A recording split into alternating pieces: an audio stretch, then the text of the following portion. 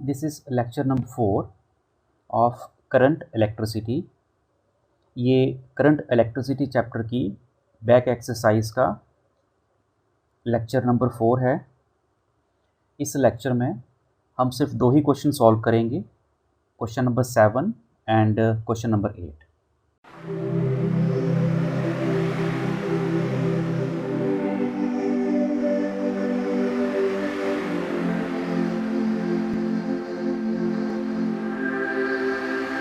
Question number 7 says that a silver wire has a resistance 2.1 ohm at 27.5 degree Celsius and a resistance of 2.7 ohm at 100 degree Celsius.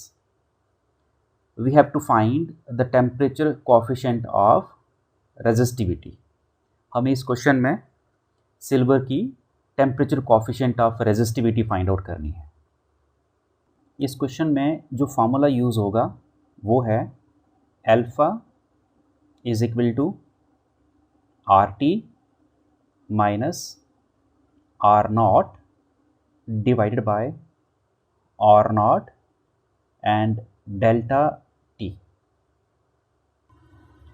इस फार्मूले में R T का meaning है resistance at T temperature, resistance at temperature T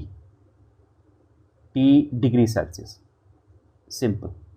and the meaning of R naught is resistance of any material, resistance of a conductor at temperature which is equal to 0 degree Celsius, and delta T be the change in temperature।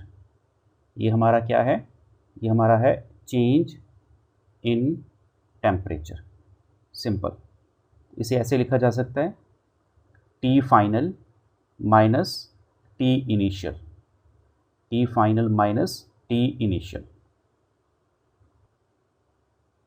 In this question, what is the value of RT and R naught? Now, the value of RT is, RT means resistance at the final temperature. So, यहाँ resistance कितना है? Resistance at the final temperature. Final temperature था हमारा 100 degree Celsius. So, यहाँ लिख सकते हैं resistance of the material at 100 degree Celsius is equal to 2.7 ohm. In the same way, resistance at initial temperature, according to the formula, फार्मूले के accordingly हमने initial temperature 0 degree Celsius लिया था, but इस क्वेश्चन में इनिशियल टेम्परेचर हमारा 0 नहीं है, हमारा इनिशियल टेम्परेचर है 27.5 degree Celsius. So resistance of a material at temperature 27.5 degree Celsius which is equal to 2.1 ohm, 2.1 ohm. So these are the few parameters which is given in this question. So let me use both these parameter in the formula. Formula हमने यहाँ लिखा हुआ है, इसमें डालेंगे। So alpha which is equal to resistance at 100 degree Celsius, resistance at 100 degree Celsius which is equal to 2.7 ohm minus, according to the formula, resistance at the initial temperature, that is R naught. R naught की value है 2.1 ohm, 2.1 ohm divided by initial temperature, that is R naught. So R naught की value कितनी है? R naught की value है 2.1 ohm, simple। and then change in temperature. So delta T की value कितनी है? According to the question, the value of delta T is T final minus T initial, final minus T initial। So T final कितना है? 100 degree Celsius and T initial कितना है? Initial temperature is 27.5 degree। So difference कितना आ जाएगा? So difference is 72.72 0.5 degree Celsius. So that is what, that is the difference. तो delta T की value हम इसमें पुट करेंगे.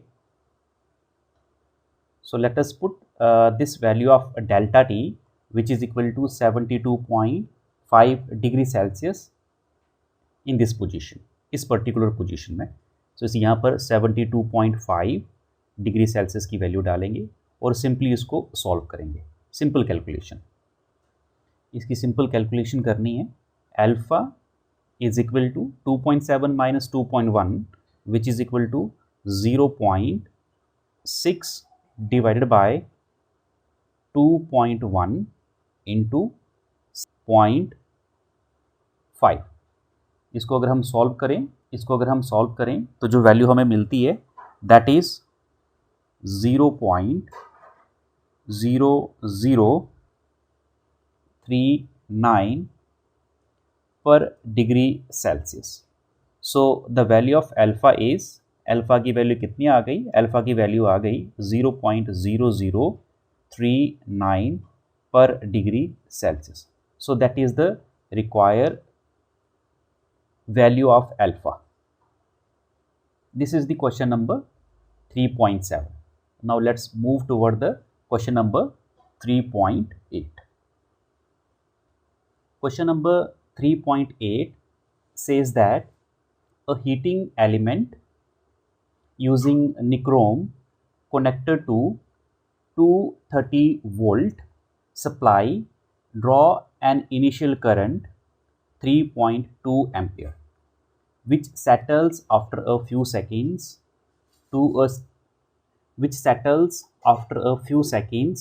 to steady value of 2.8 ampere. What is the steady temperature of heating element if the room temperature is 27 degrees Celsius? Temperature coefficient of resistance of nichrome averaged over the temperature range involved is 1.70 into 10 raised power minus 4 per degree Celsius. This question says that, ये question ये कहता है कि हमारे पास एक nichrome की element है. उस निक्रोम की एलिमेंट के अक्रॉस हमने वोल्टेज उसको प्रोवाइड करी है which is equal to 230 volt.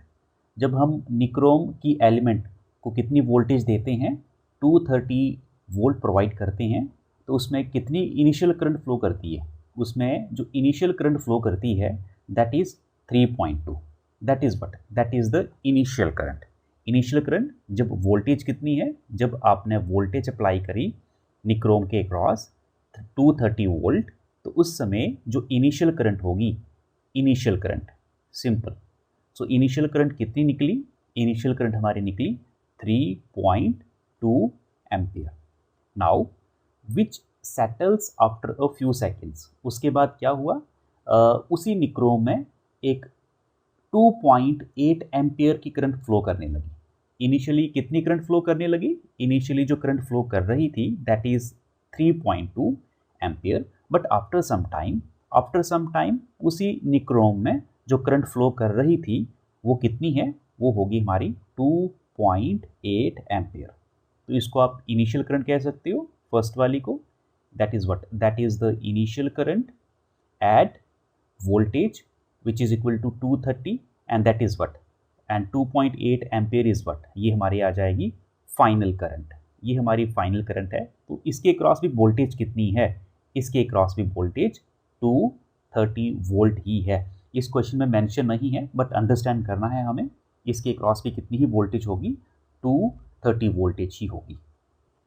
इस क्वेश्चन में आपको एक इन्फॉर्मेशन और दी गई है. इन्फॉर्मेशन ये दी गई है कि जब इनिशियल करंट हमारी 3.2 एम्पियर थी, तो उस समय उस मटेरियल का जो टेम्परेचर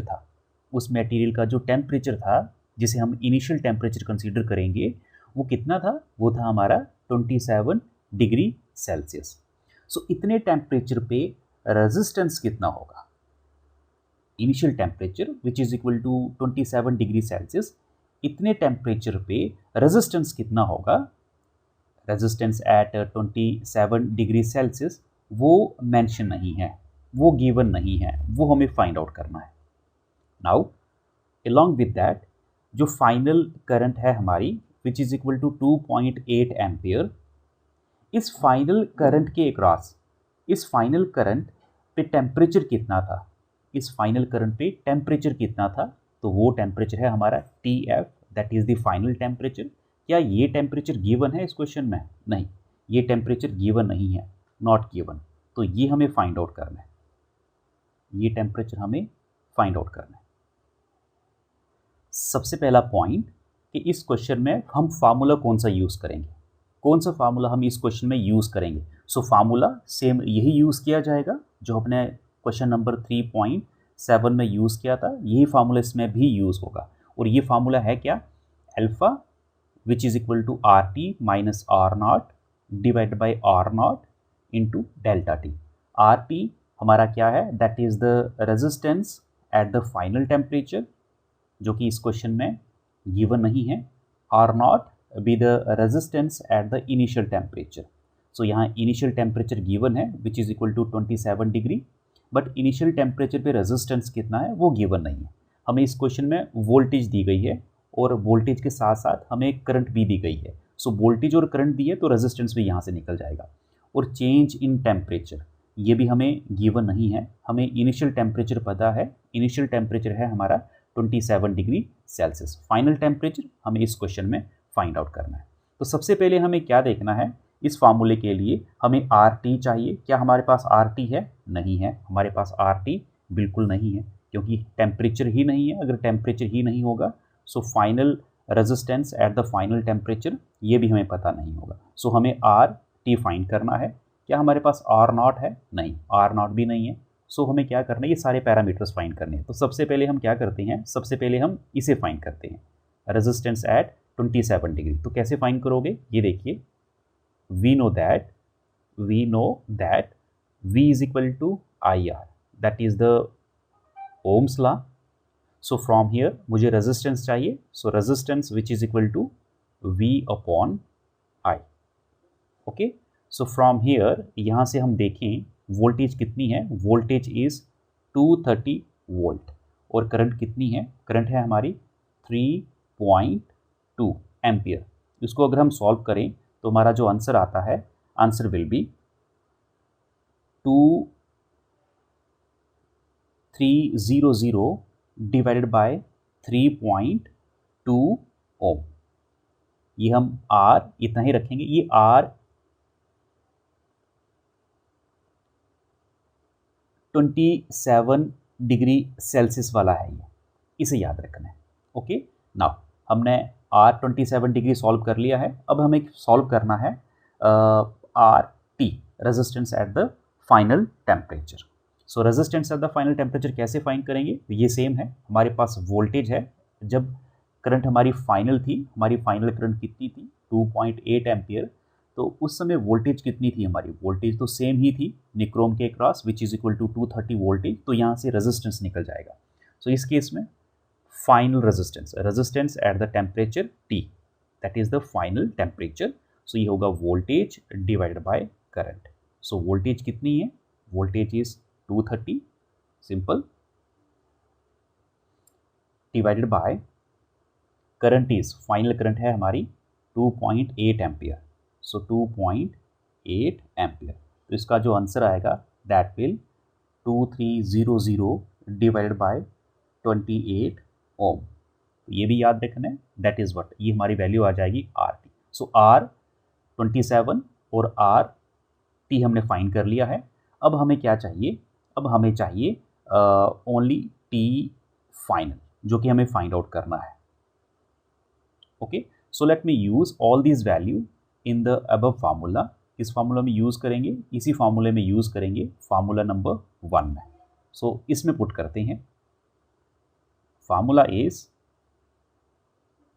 सो फार्मूला है alpha which is equal to resistance at the temperature T minus resistance at temperature, initial temperature हमारा कितना था 27 degree Celsius, divided by resistance at the 27 degrees Celsius into change in temperature, so use करेंगे, हमारे पास alpha की value b है, okay. सो हम इसी equation को कुछ इस तरीके से लिख सकते हैं, alpha which is equal to R T minus R at 27 degree divided by R at 27 degree, T final, temperature final minus temperature initial, और इनिशियल टेम्परेचर कितना है 27 डिग्री, ये ऐसे ही लिखेंगे हम, ओके। सो फ्रॉम हियर इसको थोड़ा सा और रीअरेंज करते हैं, क्योंकि हमें ये चीज़ फाइंड करनी है, टी एफ ये फाइंड करना है हमें। सो इसको क्या करते हैं, इसको हम left hand side of the equation लेके जाते हैं।